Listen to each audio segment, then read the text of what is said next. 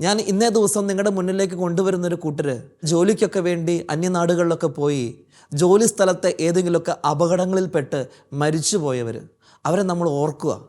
ഒരുപക്ഷെ ഈ പറയുന്ന വിഭാഗം നമ്മുടെ കുടുംബത്തിൽ ഉണ്ടായിരിക്കണം എന്നില്ല കേട്ടോ. പക്ഷെ നമ്മൾ ഒരുമിച്ച് പ്രാർത്ഥിക്കുക പ്രിയമുള്ളവരെ.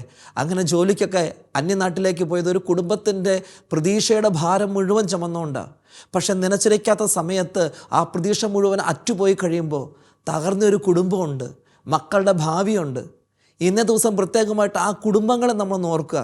ദൈവമേ, കുടുംബത്തിൻ്റെ വരുമാനമായിരുന്ന കുടുംബനാഥനോ കുടുംബനാഥയോ പ്രതീക്ഷിക്കാത്ത ഒരു നാളിൽ ജോലി സ്ഥലത്തൊരു അപകടത്തിൽപ്പെട്ട് മരിച്ചു. അതോടുകൂടെ തകർച്ചയിലായ കുടുംബം, പഠനം മുടങ്ങിപ്പോയ മക്കൾ, ജീവിതത്തിൻ്റെ താളം തെറ്റിയവർ, അവരെല്ലാം ഞങ്ങൾ സമർപ്പിക്കുക. കർത്താവെ, അങ്ങയുടെ കാരുണ്യത്തിൻ്റെ കരം അവരുടെ നേരെ നീട്ടണമേ. നമ്മുടെ ഒരു പ്രാർത്ഥന അതാ. രണ്ടാമത്തെ പ്രാർത്ഥന, ആ ജോലി സ്ഥലത്ത് അപകടത്തിൽപ്പെട്ട് മരിച്ചവർ, അവരുടെ ആത്മാക്കൾക്ക് നിത്യാശ്വാസം കൊടുത്ത് കർത്താവെ അവരെ അനുഗ്രഹിക്കണമേ. ഈ രണ്ട് പ്രാർത്ഥനയും ഇന്ന് നമുക്ക് സൂക്ഷിക്കാം. ദൈവം അവരെ അനുഗ്രഹിക്കട്ടെ, നമ്മളെയും അവിടുന്ന് കാത്തു സംരക്ഷിക്കട്ടെ.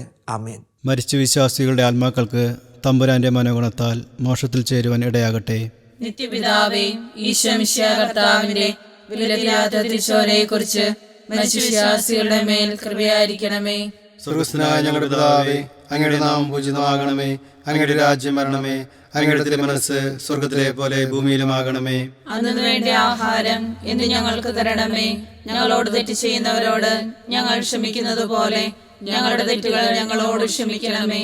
ഞങ്ങളെ പ്രലോഭനത്തിൽ ഉൾപ്പെടുത്തരുതേ, തിന്മയിൽ നിന്ന് ഞങ്ങളെ രക്ഷിക്കണമേ. നന്മ നിറഞ്ഞ മറിയമേ, സ്വസ്തി, കർത്താവ് അങ്ങയോടുകൂടെ സ്ത്രീകളിൽ അങ്ങ് അനുഗ്രഹിക്കപ്പെട്ടവളാകുന്നു. അങ്ങയുടെ ഉദരത്തിൻ ഫലമായ ഈശോ അനുഗ്രഹിക്കപ്പെട്ടവനാകുന്നു. പരിശുദ്ധ മറിയമേ, തമ്പുരാന്റെ അമ്മേ, പാപികളായ ഞങ്ങൾക്ക് വേണ്ടി ഇപ്പോഴും ഞങ്ങളുടെ മരണസമയത്തും തമ്പുരാനോട് അപേക്ഷിക്കണമേ. ആമേൻ. പിതാവിനും പുത്രനും പരിശുദ്ധാത്മാവിനും സ്തുതി. ആദിയിലെ പോലെ ഇപ്പോഴും എപ്പോഴും എന്നേക്കും. ആമേൻ.